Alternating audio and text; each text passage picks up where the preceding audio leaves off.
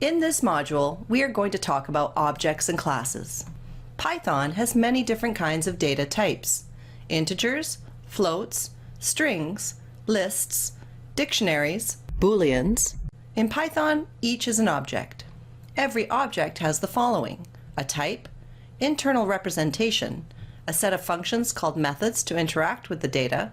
An object is an instance of a particular type. For example, we have two types, type 1 and type 2. We can have several objects of type 1 as shown in yellow. Each object is an instance of type 1. We also have several objects of type 2 shown in green. Each object is an instance of type 2. Let's do several less abstract examples.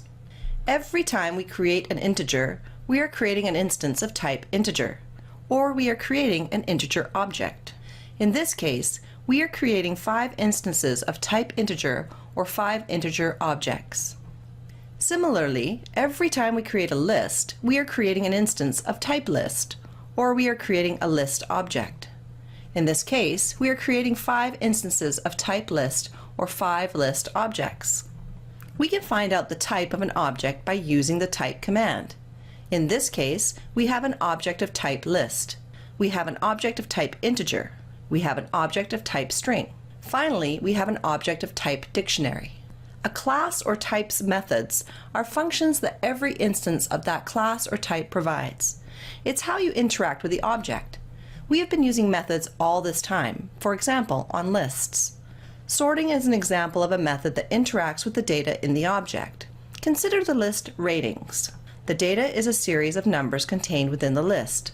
The method sort will change the data within the object. We call the method by adding a period at the end of the object's name, and the method's name we would like to call with parentheses. We have the ratings list represented in orange. The data contained in the list is a sequence of numbers. We call the sort method. This changes the data contained in the object. You can say it changes the state of the object. We can call the reverse method on the list, changing the list again. We call the method reversing the order of the sequence within the object. In many cases, you don't have to know the inner workings of the class and its methods. You just have to know how to use them. Next, we will cover how to construct your own classes. You can create your own type or class in Python. In this section, you will create a class. The class has data attributes. The class has methods. We then create instances of that class or objects. The class data attributes define the class. Let's create 2 classes. The first class will be a circle. The second will be a rectangle. Let's think about what constitutes a circle.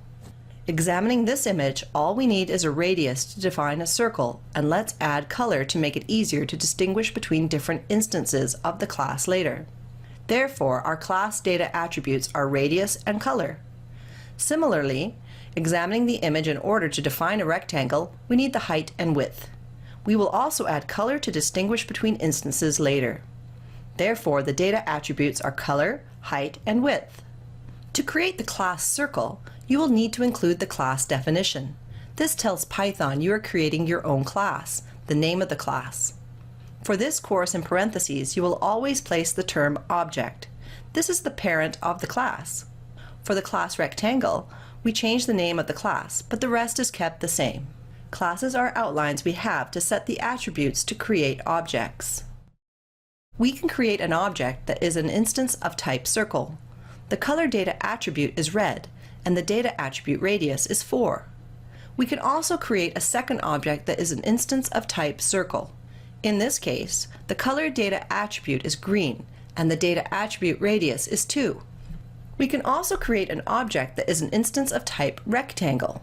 The color data attribute is blue, and the data attribute of height and width is 2.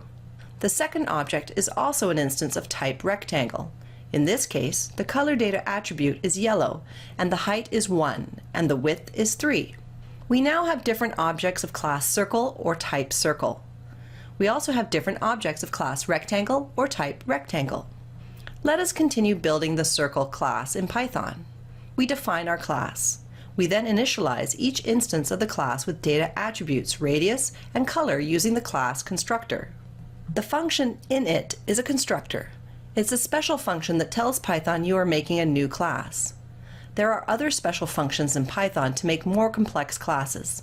The radius and color parameters are used to initialize the radius and color data attributes of the class instance. The self parameter refers to the newly created instance of the class. The parameters radius and color can be used in the constructor's body to access the values passed to the class constructor when the class is constructed.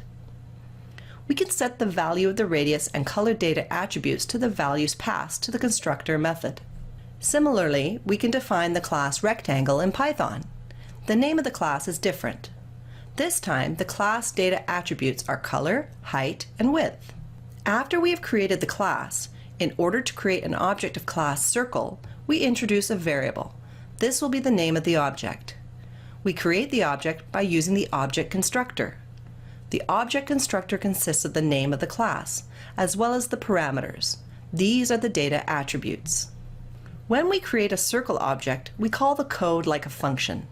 The arguments passed to the circle constructor are used to initialize the data attributes of the newly created circle instance. It is helpful to think of self as a box that contains all the data attributes of the object. Typing the object's name followed by a dot and the data attribute name gives us the data attribute value, for example, radius. In this case, the radius is 10. We can do the same for color. We can see the relationship between the self parameter and the object. In Python, we can also set or change the data attribute directly, typing the object's name followed by a dot and the data attribute name, and set it equal to the corresponding value. We can verify that the color data attribute has changed. Usually, in order to change the data in an object, we define methods in the class. Let's discuss methods. We have seen how data attributes consist of the data defining the objects. Methods are functions that interact and change the data attributes, changing or using the data attributes of the object. Let's say we would like to change the size of a circle.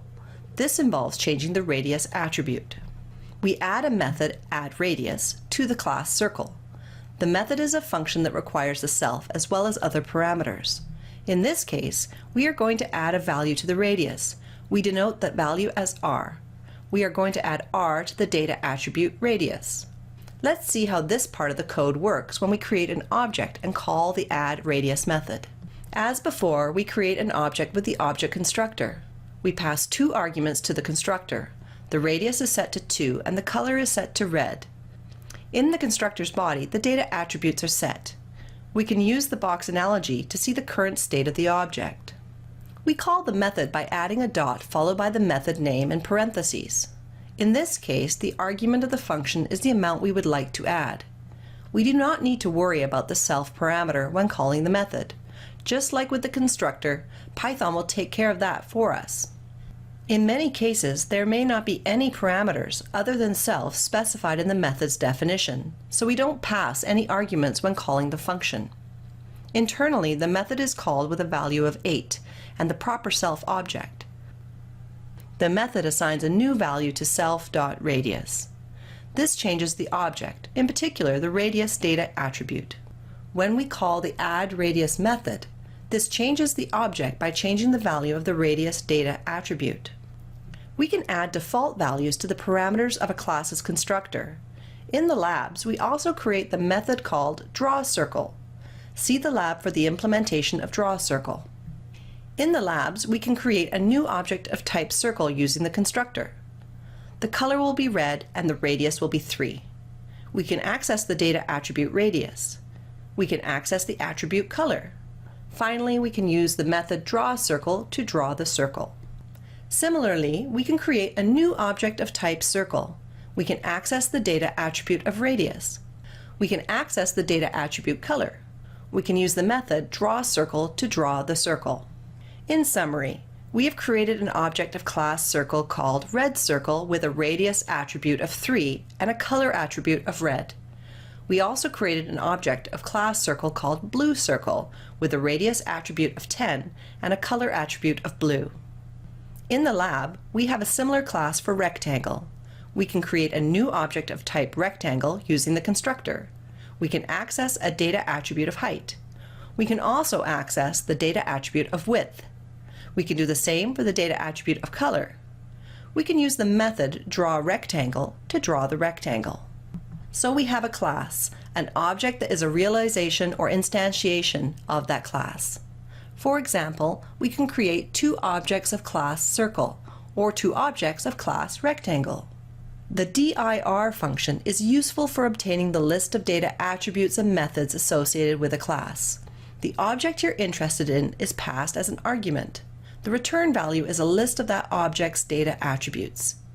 The attributes surrounded by underscores are for internal use, and you shouldn't have to worry about them.